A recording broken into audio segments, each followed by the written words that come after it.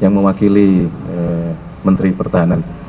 Saya kira itu yang dapat kami sampaikan. Mungkin ada tambahan Ibu Menpan RB? Oh mohon maaf, ketinggalan satu, Menteri Kesehatan. Nah, Menteri Kesehatan ini juga kami kita minta untuk melakukan pendataan terhadap kebutuhan tenaga kesehatan kita, terutama di daerah-daerah 3T. Tadi beliau melaporkan bahwa dari sekian 10.000 kurang lebih puskesmas masih ada kurang lebih 4.000 yang di situ belum memiliki tenaga medis, dokter maupun terutama dokter gigi juga sangat kurang, Pak Menteri ya. Kira-kira itu yang dapat kami sampaikan. Terima kasih. Alasan rapat digelar di kantor Pertahanan. Jadi begini, nantinya pada saat kita nanti memutuskan untuk melakukan rekrutmen, ya, maka kita minta Kementerian Pertahanan sebagai salah satu kementerian yang memiliki fasilitas lembaga-lembaga pendidikan yang cukup banyak dan cukup tersebar, nah itu untuk menjalankan pendidikan dan pelatihannya. Itulah kenapa rapat kita selenggarakan di Kementerian Pertahanan.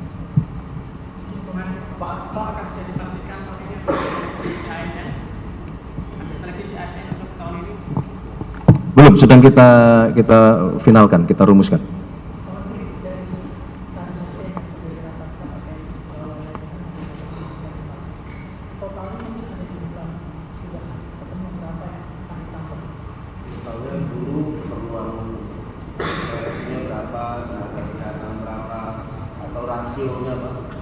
Secara umum hampir tadi semua menteri yang hadir sudah menyampaikan kebutuhannya, tetapi dalam kesempatan pada siang hari ini kami belum bisa menyampaikan angka secara detail karena tadi diskusinya kemudian berkembang ya, bahwa mungkin ada prioritas-prioritas terlebih dahulu yang harus kita penuhi karena bagaimanapun juga kita harus mempertimbangkan juga kondisi kemampuan kita secara fiskal. Contohnya seperti itu.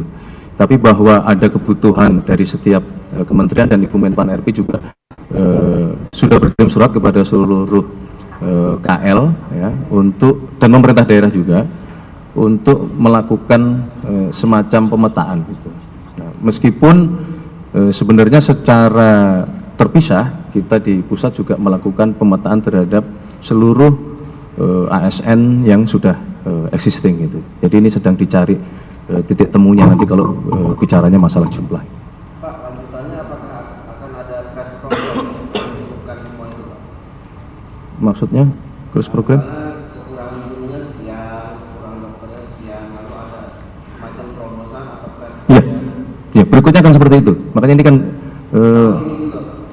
iya. Cukup ya, terima kasih.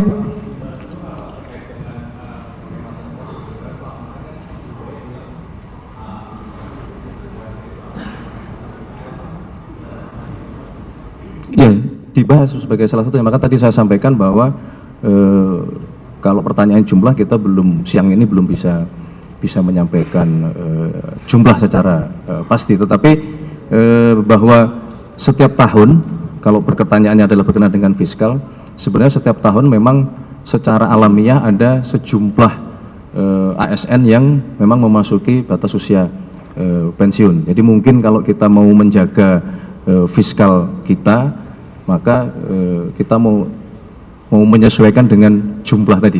Jadi berapa yang misalnya masuk batas usia pensiun, itulah yang kemudian batas kemampuan untuk kita melakukan rekrutmen ASN baru. Tentunya sekali lagi untuk menjalankan program-program prioritas dari pemerintah.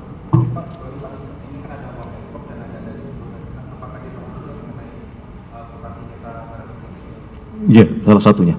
Ya, itu kan bagian dari program-program prioritas pemerintah. Koperasi Desa Merah Putih, kemudian Kampung Nelayan, tadi Pak Menteri KKP juga menyampaikan bahwa beliau tahun ini sesuai dengan perencanaan beliau akan membangun atau memperbaiki minimal 1.000 sampai 3.000 kampung nelayan kita, dari total kurang lebih 12.000 kampung nelayan Pak Menteri ya, dari 12.000 kampung nelayan yang itu juga kita berharap membutuhkan pengawakan yang memiliki kompetensi ya di bidang menjalankan kegiatan di bidang perikanan dan kelautan gitu.